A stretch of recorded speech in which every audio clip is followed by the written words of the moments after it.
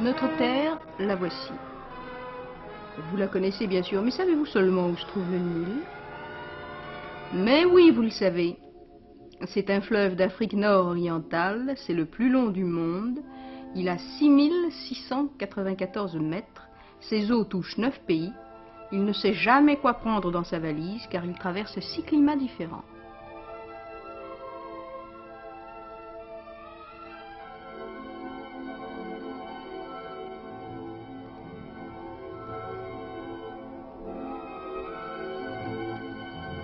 Cette petite pyramide, vieille de 19 ans, marque le point de sa source.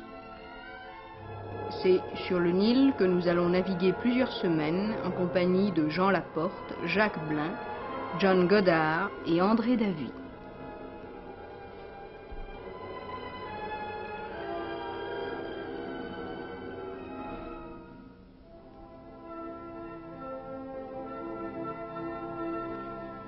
Puisqu'ils ont décidé ce voyage, il leur faut mettre leur bateau à l'eau, là où le fleuve commence à être navigable.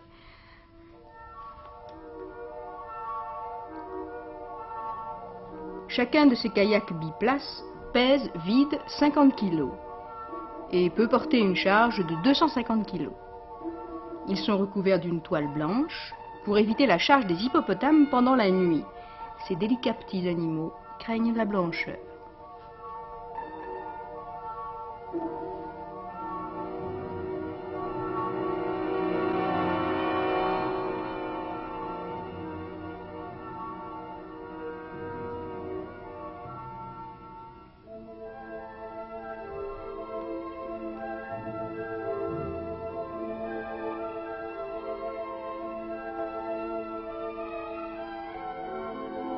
Premier rapide.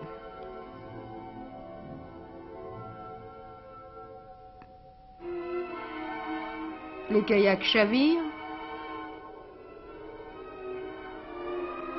Hommes et matériels ont fini par atterrir dans des roseaux et des papyrus dont les racines s'enfoncent à 2 mètres sous l'eau.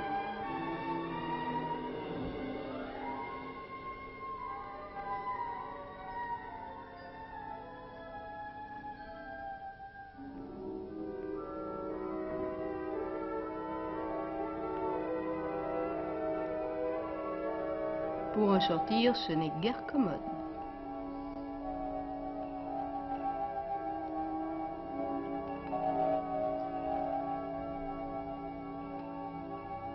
Et la température qu'il fait n'est guère propice aux efforts.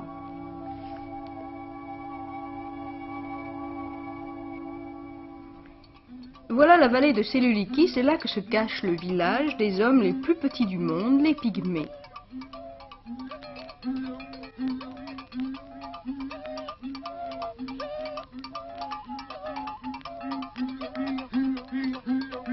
Ils donnent aubades et concerts pour la venue des Blancs qu'ils aiment beaucoup.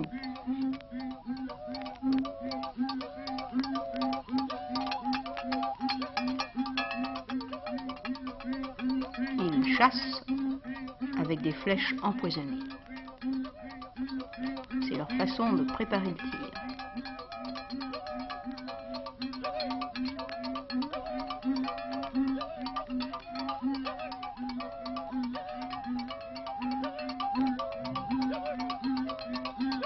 Ils partent souvent en excursion dans les montagnes Ruwenzori ou montagnes de la Lune, car toujours chapeautés de neige et enturbanés de brouillard.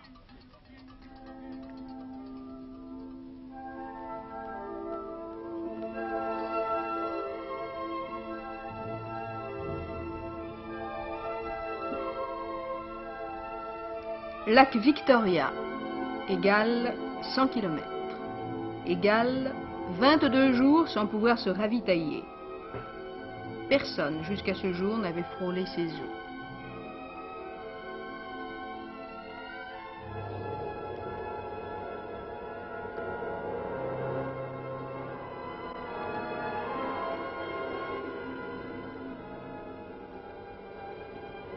Chacun prend dans son propre kayak de quoi se suffire à lui-même, car si l'un d'entre eux vient à disparaître, les autres doivent survivre. Ils y avaient pensé courageusement, conscients du destin qu'ils avaient accepté. presque une prescience, mais n'anticipons pas.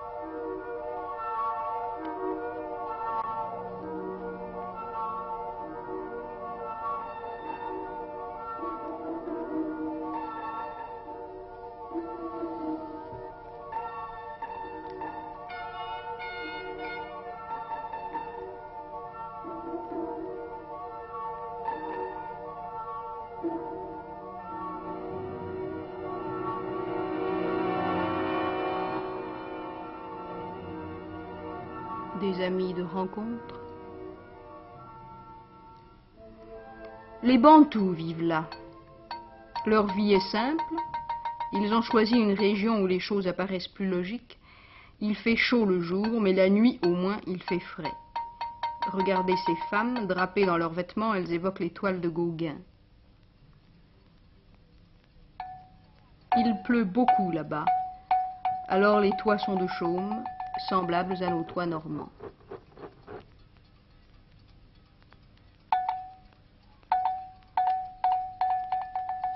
Le parfait explorateur organisé dans cette région doit s'arranger pour passer la nuit de la sorte.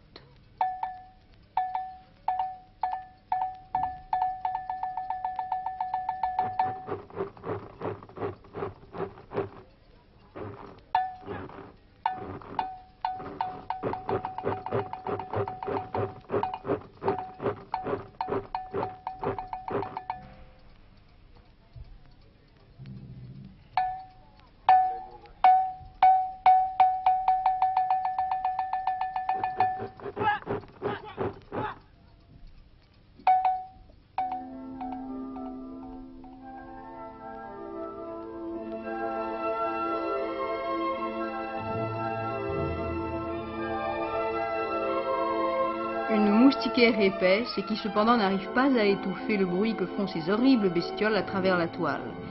De cette manière, on peut à son choix dormir sur terre ou sur l'eau, mais de toute façon, c'est toujours inconfortable. Voici les chutes de Ripon. C'est le déversoir du lac Victoria.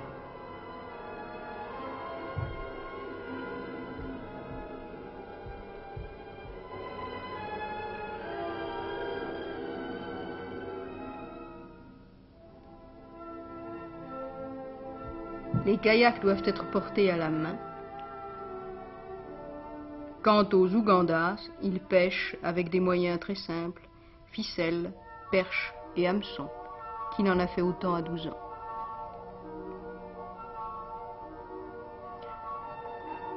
Leurs prises sont belles, 2 heures de pêche.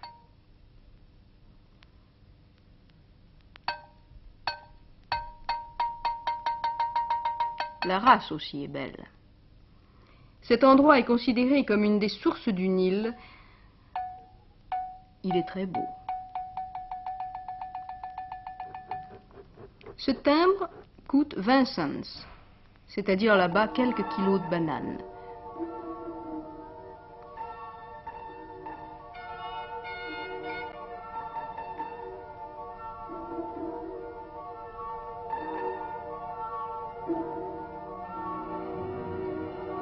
Les bateaux sont remis à l'eau et nous arrivons à un passage particulièrement émouvant de ce film. Voici la silhouette de Jacques Blin. Il fut emporté par les eaux. Voici les rives qui furent sa dernière vision.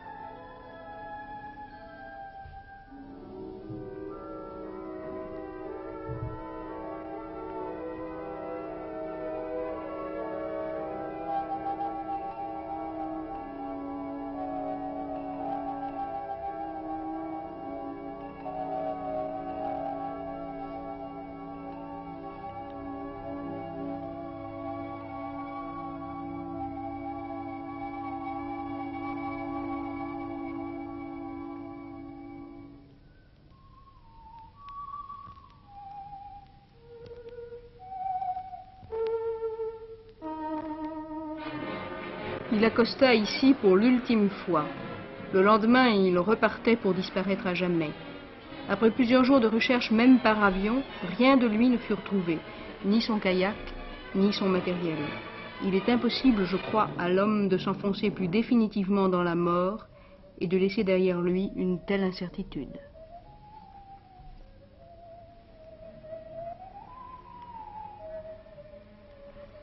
Des bêtes petites, laides, tiques ignobles. Ils donnent le typhus.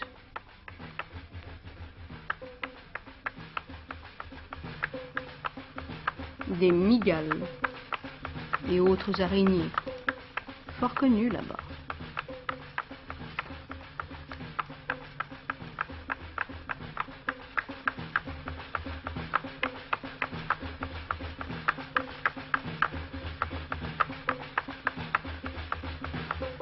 Une termitière et ses habitants. Attaquées, les termites guerrières sortent les premières. On est organisé et mordent tout ce qu'elles rencontrent. Mais la lumière est leur ennemie et le soleil les déshydrate à mort.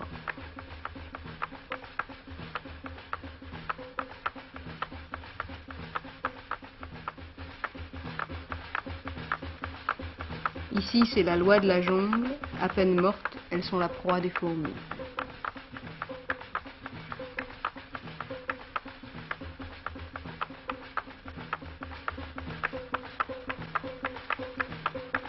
Une image plus douce pour terminer cette première émission, fleurs de frangipanier qui sentent le lilas. Vous pouvez toute la journée parer les cheveux d'une femme et garder jusqu'au bout la même fraîcheur. Merci.